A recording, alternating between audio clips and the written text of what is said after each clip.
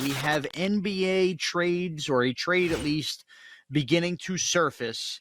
And many wondered what the Boston Celtics would look like upon their elimination by the Miami Heat. And with, rumblings that here we are, Jaylen Brown likely to stay put. Here it is. They add a third piece. I'm interested how this works out. Celtics, Wiz, Clippers, according to Shams, closing in on a trade that would send Kristaps Porzingis to Boston, Malcolm Brogdon to L.A., and Marcus Morris in draft compensation to Washington, sources tell The Athletic and Stadium. Now, obviously the big piece here and the big team everybody's going to care about, I think, more than anything right now is the Boston Celtics and getting Porzingis. And boy, does it feel like, a decade ago that Porzingis going to the Mavs was the story of NFL Super Bowl week at Radio Row. That was such a big deal, and it just never worked out. He ended up in Washington after that. But look, still a boatload of talent, but a guy who's just never been able to stay healthy. And obviously Brogdon, I think, never really materialized into what Boston thought he would be this year, with what he had been in his career. But, early reaction, Ken, with the Celtics now, they needed to change something up, bringing Porzingis in. Man, so the net for Boston is lose Brogdon, gain Porzingis. Jason Tatum's their best player, and he's not as good as the other team's best player. And I would love to know what about Porzingis for Brogdon changes anything that we're talking about. Like it just seems like you're working on the fringes with a team that's really good and who you probably think has a chance to win the title.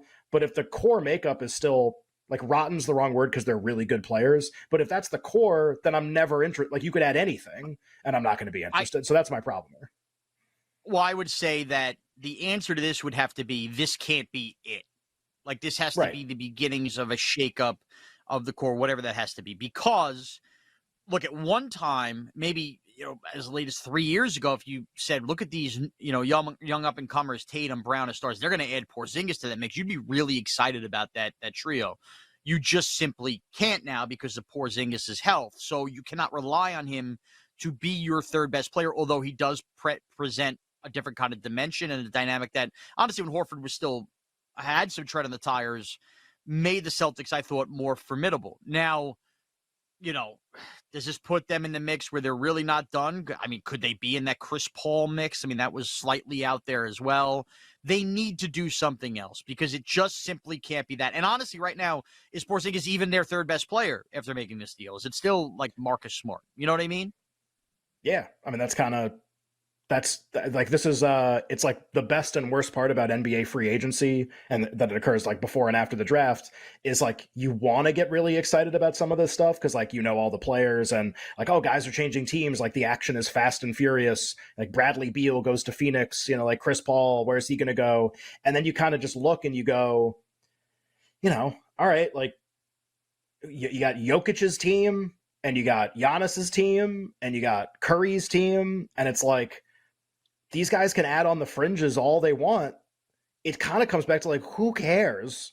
Like, from a betting standpoint, you can care a lot from a fan standpoint. If you're a Celtics fan, you probably have some really strong opinions about this one way or another about what happened. And I guess that's the difference between, like, sports talk and sports betting. Like, the Celtics are already one of the favorites to win the title. That's already nuts. They're going to win a lot of games. Also, they're going to get to the playoffs, and Tatum's their best player. Like, it's the same. We're playing the hits on this team over and over again because it works, because it does matter. Every time I see something like this now, the last couple of years, team I don't like that adds X player, it's like, great, because now maybe everybody likes the team I don't like more somehow. Like, oh, like, yeah, shake it up, Boston, add a bunch of stuff. Great. And I will never bet you to win the title, ever, if Tatum is your best player. Like, it's just so cool. Add a bunch of guys. Like, great. If they do end up trading Jaylen Brown, which would be super interesting, Portland would probably be the likely destination, by the way, if that happens, then, okay, like, how does it look now? Is Tatum still the best player? And then I'm out again. Like, doesn't matter how you rearrange the pieces, like, still out, because I don't think you have one of those guys that actually wins titles. So for me, betting wise, it's just like, hey, if they want to redo all this, and it still kind of looks the same in terms of who the best player is and who the coach is, then great, because maybe it draws more interest from people who, for whatever reason, are interested in this team to win a title, and I'm not. While I might be moving networks, Kristaps Porzingis is moving teams again. about that for a segue?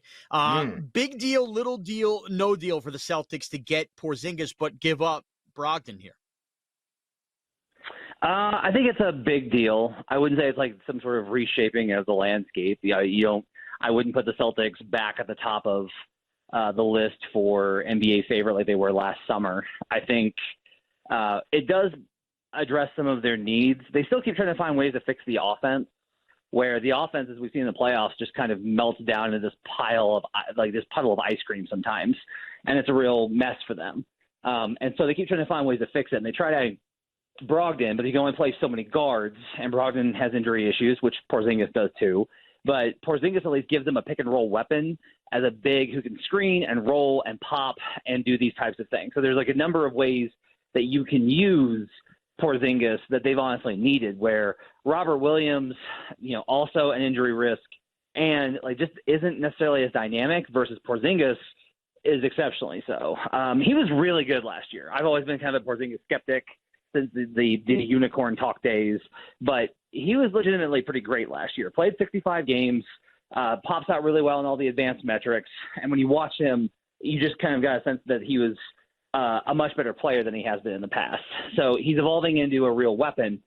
The injuries are an issue, but the injuries are issues with Brogdon too, so I don't know that you gave up much there. It's going to be a continuing issue. I do think it helps if they implement more pick-and-roll, steady diet actions into their offense.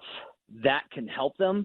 So ultimately, I think this is probably an upgrade for Boston, not a major one, but a step in the right direction for a team that's been pretty close anyway. And it's game time. No, literally, it's game time here on You Better You Bet as we play a little Jeopardy. My Long Island compadre producer here, Alex Fasano, from his bunker in Merrick, Long Island, Alex? Is that where we're at right now with your Dumb Islanders t-shirt on? Okay, here we go. So let's start with the food. I got food categories for Sean and a rhyme time category for Ken. So we'll alternate questions here. Let's start with Sean in the food. So let's go here with food number one. Rice Krispies cereal has three mascots. The easiest question on the board. Has three mascots named. Oh, boy. Oh, no, you don't know it. Oh, no. I didn't even know Rice Krispies had mascots. Oh, no, you don't know what this is. Oh, God. Oh, no. Oh, no. I can't give you an answer. I've only had Rice Krispie treats. I've never had Rice Krispies normally. Oh, no. It's the same mascots. Okay, wait. So, on a box of rice, but you've seen a box. What color is a box of Rice Krispies? It's a blue box. It says Rice Krispies in kind of block lettering. And I guess if the mascot, it's like a Rice Krispie treat with legs, isn't it? No, that's no. That's not it. Well, wait, how are you on? I'm sorry to disappoint. Alex, there are no other cereal mascot questions, right?